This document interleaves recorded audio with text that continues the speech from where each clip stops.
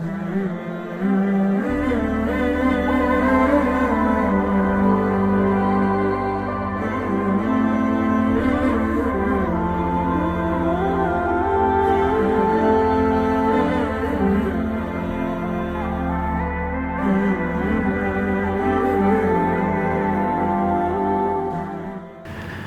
بالله من الشيطان الرجيم بسم الله الرحمن الرحيم الحمد لله رب العالمين والصلاة والسلام على رسولنا محمد وآله وصحبه أجمعين. Falënderimet ja drejtojmë atij të cilin edhe kur e falenderojmë ne përfitojmë, krijuesit absolut, krijuesit të asaj të cilin e dim dhe nuk e dim, të asaj të cilin e shohim dhe nuk e shohim. Salavat dhe selamat e përzemërta qofshin mbi mësuesin e njerëzisë, mbi vulën e pejgamberisë, mbi Muhammed Mustafa sallallahu alaihi wasallam, njeriun më të dashur tek ne dhe tek Allahu, mbi shokët e tij të ndershëm, mbi familjen e tij dhe mbi gjithë ata të cilët e kanë ndjekur dhe e ndjekin këtë rrugë deri në ditën e gjykimit. Lutim Allahun subhanahu wa taala që në këtë muaj të beguar, në këtë muaj e mirësive, në këtë muaj e begative, mirësitë dhe begatit tona mos të na ndalë neve në këtë muaj, në muajin e djegjeve të mëkateve, të i djeg mëkatet tona, të na i fal mëkatet tona, qofshin edhe sa shkuma e detit. Mesazhin e sonte të cilën do ta përmendim është një lutje të cilën Muhammed Mustafa sallallahu alaihi wasallam u betua për rëndësinë dhe vlerën e saj. Ishte i mbledhur një ditë pejgamberi alayhis salam me shokët e tij dhe tha kështu: pasha atë në të cilën shpirti im është në dorën e tij, nuk ka asnjë besimtar i cili i drejtohet Allahut me këtë lutje e Allahu mos ta nxjerr atë prej gjendjes në të cilën ai gjendet. Muhamedi alayhis salam u betua për të. A thua vallë, a duhet pejgamberi alayhis salam të betohet? A ishte ai i cili ndonjëherë ka bërë ndonjë mashtrim? Jo.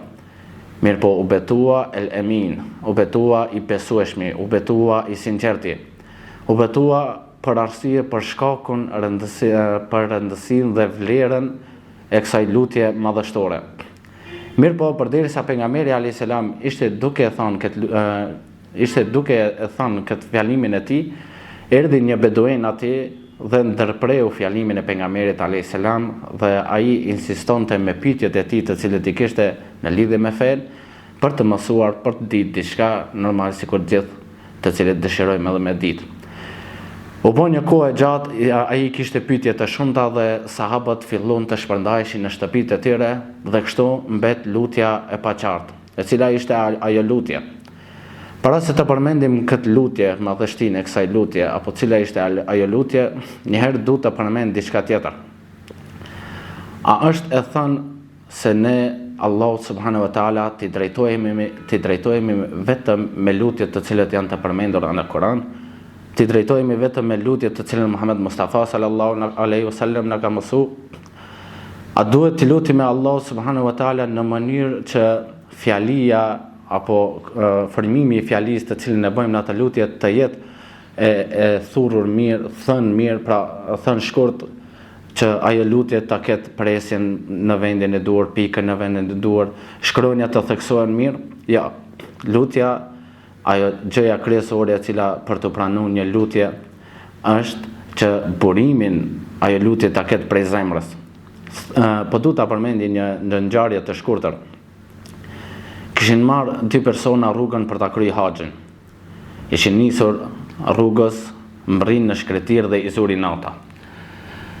Nata kur i zuri ata u thonin me mjeti udhëtimit të tyre ishte kafsha, kofta jo, deve ose kali.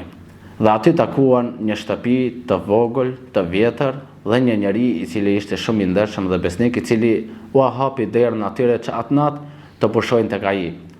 E të nesërmen në mëngjes të fillojnë rrugën e tyre për në haxh. Mirë po, që ndodhe e papritura, të nesër në mëngjes, njëri për atyre udhëtarëve kishte ndëruar jetë. Dhe filloi një problematik aty pak. Problemi ishte se ai i cili u thonte, i thot pronarit të shtëpisë: ti je pronar dhe duhet t'ja falësh, ti je pronar dhe je i këtij vendi, duhet t'ja falësh namazin e xhenazës këtij njeriu. ndërsa pronari I shtëpisë insiston duke I thënë, unë nuk di lutje, unë nuk di si të falet namazi I xhenazës, kështu që falja ti shokut tanë namazin e xhenazës. Dhe kështu ja fali namazin e xhenazës, e varrosën shokun dhe ai prap mori rrugën e tij për në haxh. Udhëtoi, e zuri prap nata, u ndal të pushon. Kur e zuri gjumi pa një ëndër, erdhi një njeri I cili I tha, Allah subhanahu wa taala pranoi duan e atij pronarit të shtëpisë dhe kështu Allah subhanahu wa taala shokut tan ja bani nasib xhenetin.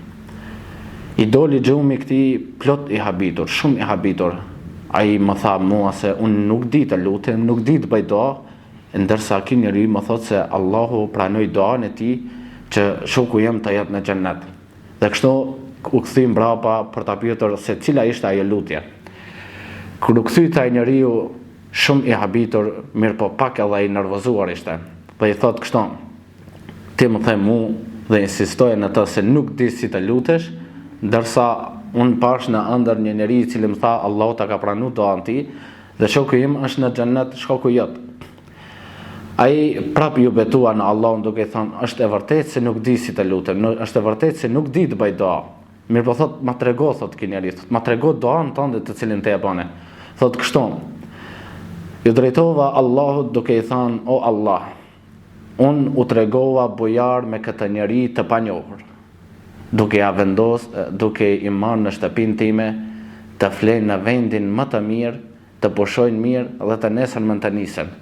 Unë u tregova bujar me të, ndërsa o Zot, tregohu edhe ti bujar me atë njeri, sepse ai është robi yt, e falja edhe ti vendin më të mirë të cilin e ke kriju. Pra e shohim se nuk do me thonë se duhet me ditë për Allah subhanahu wa taala me ta pranu lutjen. Ajo që duhet ta dim është që burimi I lutjes tjetë prej zemrës. Burimin ta ketë prej zemrës, ajo ta jetë me vendosshmëri dhe mos të ngutet asnjëherë. Si ashtu me vendosshmëri, Muhammed Mustafa sallallahu alaihi wasallam tha, kur të kërkoni prej Allahut, të kërkoni me vendosshmëri, të jeni të vendos në atë që po kërkoni, e pastaj në hadith tjetër tha, kur të kërkoni prej Allahut, tha kështu, tha Allahu subhanahu wa taala pranon çdo lutje përveç një lutjes.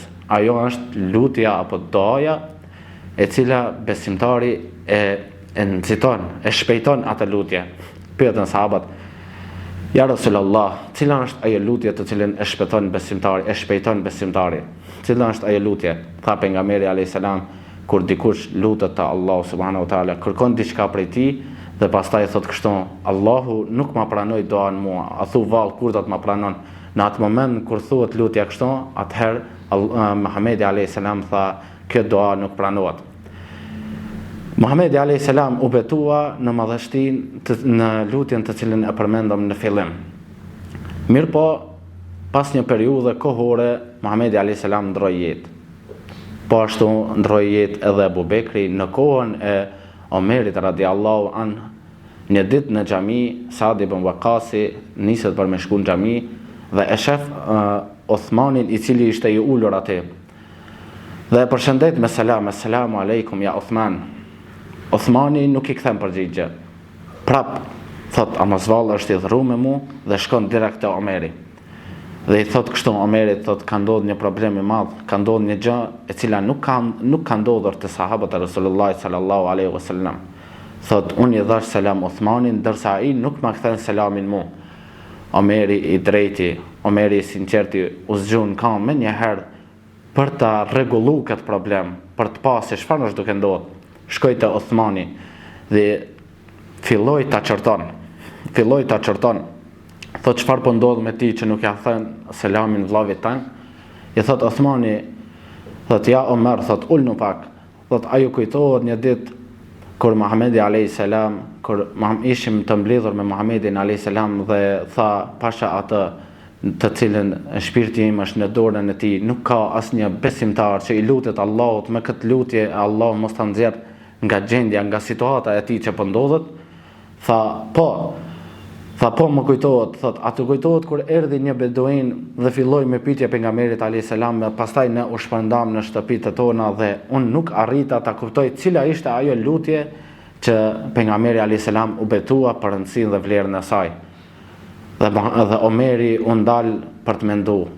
Tha, e di, thot, më kujtohet, edhe unë kam qenë aty, mirë po nuk e di cilën është ajo lutje, ndërsa Sa'd ibn Waqqasi tha, Zoti qoftë i kënaqur me juve, thot, po edhe unë kam qenë atëherë, mirë po kur të gjithë u shpërndat në shtëpitë e juaja, unë vrapova pas pejgamberit alayhis salam dhe i thash, ja Resulallah, ma trego cila lutje është ajo që ka vlerë kaq të madhe.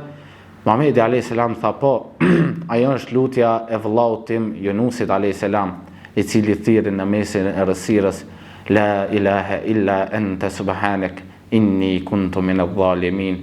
I patëmeta nuk ka të adhuruar kush tjetër përveç Allahut, i patëmeta je o Zot, pa mangësie ti o Allah, ndërsa unë i bëra padrejtësi vetës time.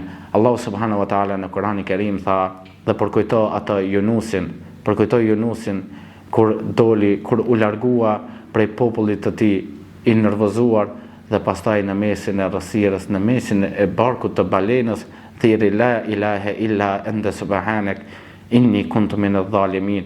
Në atë moment me lajket thanë, po vjen një zë i njohur prej një robi të njohur, ndërsa vend i panjohur. Ku është ki? Allahu subhanahu wa taala tha, kjo është zëri dhe lutja e Yunusit alayhis salam. Pejgamberi Zoti Allahu xhaleshanu në Kur'an tha, dhe ne e shpëtuam Yunusin dhe kështu i shpëtojmë besimtarët. Allahu subhanahu wa taala e cek ata, po ashtu edhe cek pejgamberi alayhis salam duke thënë se nuk ka asnjë besimtar i cili drejtohet Allahut me këtë lutje e Allahu nuk e nxjerr prej situatës dhe gjendjes të cilën ndodhet ai. Lutim Allahun subhanahu wa taala që me neve të jetë i kënaqur, lutim Zotin që agjërimin ton, Ramazanin ton, namazin ton, doat tona të ne pranon, lutim Zotin që vëllezërve tanë kudo në botë që janë atyre të ju ndihmon. Walhamdulillahi rabbil alamin. Al-Fatiha.